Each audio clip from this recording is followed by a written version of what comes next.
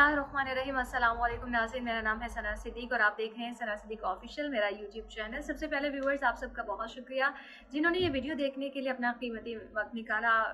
I hope so जहाँ भी आप सब होंगे खैर आफियत से होंगे और खुश होंगे। आज की वीडियो में मैं बात करने जा रही हूँ दुआ ज़हरा के शौहर ज़हीर अहमद के भाई जिनका नाम है शबीर अहमद, उनके एक अहम बयान के हवाले से। मगर वीडियो शुरू करने से पहले आपसे गुजारिश है कि अपना मेरा यूट्यूब चैनल ज़रूर सब्सक्राइब कर लें ताकि मेरी आइंदा नहीं आने वाली वीडियो बर वक्त आप तक पहुंच सके।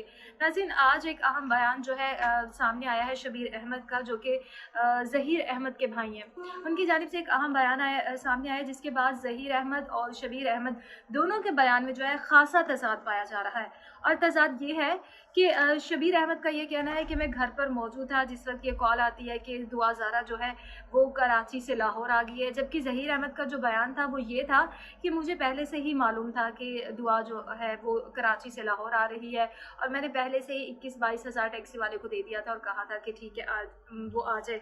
अब यहाँ पे ये इंकशाफात हो रहे हैं कि दोनों के जो बयान हैं बहुत मुख्तलिफ हैं।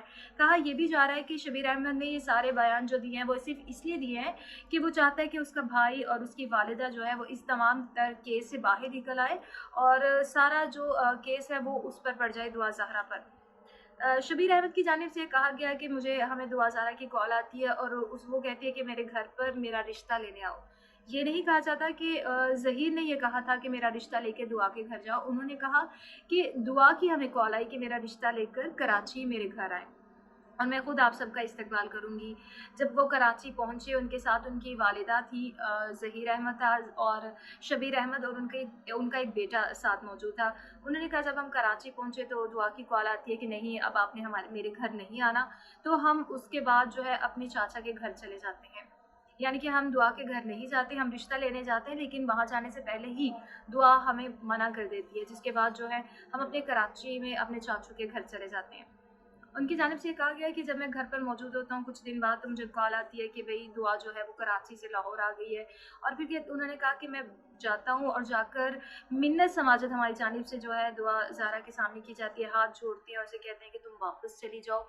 बहुत समझाते हैं लेकिन दुआ कहती है कि मैं वापस नहीं जाना चाहती, मैं वापस जाऊँगी तो मुझे कत्ल कर दिया जाएगा, इसलिए मैं वापस नहीं जाना चाहती, दुआ की जानिब से कहा जाता है। उसके बाद उन्होंने कहा कि हम उसके घर वालों से कांटेक्ट करने की कोशिश करते हैं लेकिन उनसे कोई हमारा राबिता नहीं होता। फिर दुआ की जब निकाह की बात आती है तो कहा जाता है तब भी हम दुआ को ये कहते हैं कि अपनी वालिद या अपनी वालिदा किसी को भी घर से बुला लो कि वो निकाह में शरीक हो जाएं। मगर दुआ कहती है कि नहीं, मैं घर से किसी को नहीं बुलाऊंगी। जब दुआ आती है तो दुआ के साथ उसका अपना आईडी कार्ड, उसके वालिद का, उसकी वालिदा के मतलब इस तरह के कवायद जो है उसके पास मौजूद होते हैं और ये सब लेकर आती है। लेकिन शबीर अहमद की जानिब से कहा गया कि हमें उस वक्त ये डर था कहीं मेहदी काज़मी की जानिब जो कि दुआ ज़हरा के वालिद हैं उनकी जानिब से ये ना कहा जाए, जो मुकदमा दर्ज करवा दिया जाए कि हमारी बेटी जो है इतना ज़्यादा पैसा या सोना भी साथ लेकर गई है।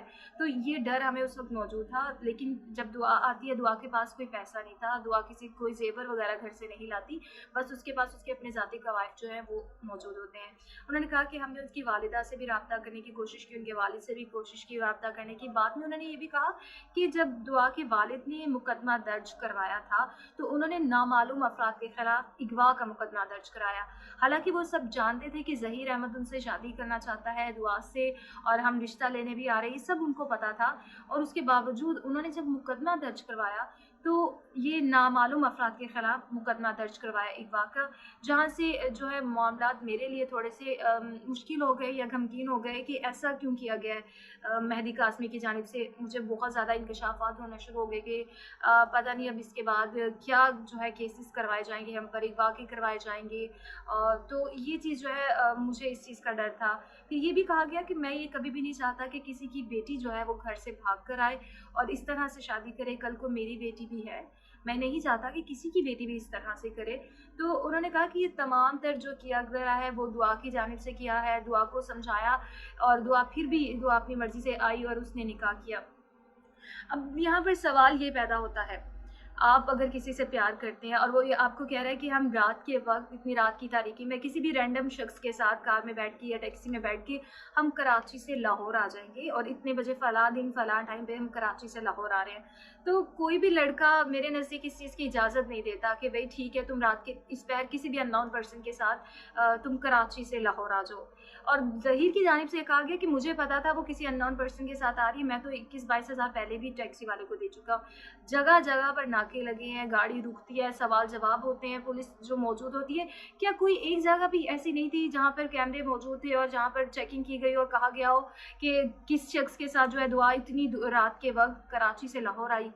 ये तमाम सवालात हैं जो हम हमारे ज़हन में है, लेकिन पुलिस वाले जो हैं उनके पास तो इन तमाम सवालों के जवाब मौजूद होंगे। उनके पास तो सीसीटीवी कैमरे की फुटेजेस भी मौजूद होंगी, वो किस तरह से आई, क्योंकि बहुत बावसूख ज़राए से कहा जा रहा है कि दुआ ज़हरा जो है वो अकेली नहीं आई थी। उस वक्त जब वो वहाँ से आई, उस वक्त कराची में दुआ के जो शोहर है, मुबैना शौहर ज़हीर अहमद, और उसकी वालिदा कराची में मौजूद थी।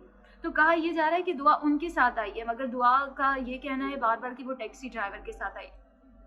चलिए ये भी मान लेते हैं, लेकिन अगर आपके घर का दरवाज़ा नॉक होता है और बाहर एक लड़की खड़ी होती है और कहा जाता है कि भाई मैं तो अब निकाह करने के लिए आ गई हूँ, आपकी वालिदा क्या करेगी? आपकी वालिदा अगर होगी वो आपको डांटेगी, आपके कान में ओढ़ेगी और कहेगी कि भाई ये क्या तरीका है कि कोई भी लड़की आ रही है और कह रही है कि अब मैं निकाह करने के लिए आ गई हूँ, अब मैंने निकाह करना है। इस तरह से नहीं होता। ये तमाम चीज़ें हैं जो एक बहुत अनयूजुअल जो है, इस तरह की बहुत सी वाक़यात जो है पाकिस्तान में, पूरी दुनिया में मौजूद हैं और रोनमा होते रहते हैं कि लड़की पसंद की शादी करती है या घर से भाग जाती है। लेकिन ये जो वाक़या है, दुआ ज़हरा का केस चल रहा है, इसमें बहुत से अनयूजुअल जो वाक़यात हैं, इस तरह की चीज़ें जिनके ऊपर से अभी तक राज जो है राज ही है, उन राज़ों से पर्दा नहीं है उठाया जा रहा। तो अब देखना ये है कि जो FIR दुआ ज़हरा के शौहर ज़हीर अहमद के ख़िलाफ़ करती है और उस पर तफ्तीश होना शुरू होने वाली है।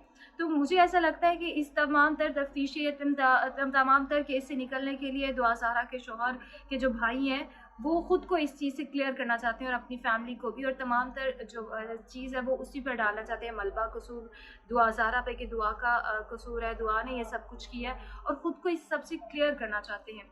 आपकी राय क्या है इसके हवाले से मुझे कमेंट सेक्शन में ज़रूर बताइएगा। तब तक के लिए अल्लाह हाफ़िज़।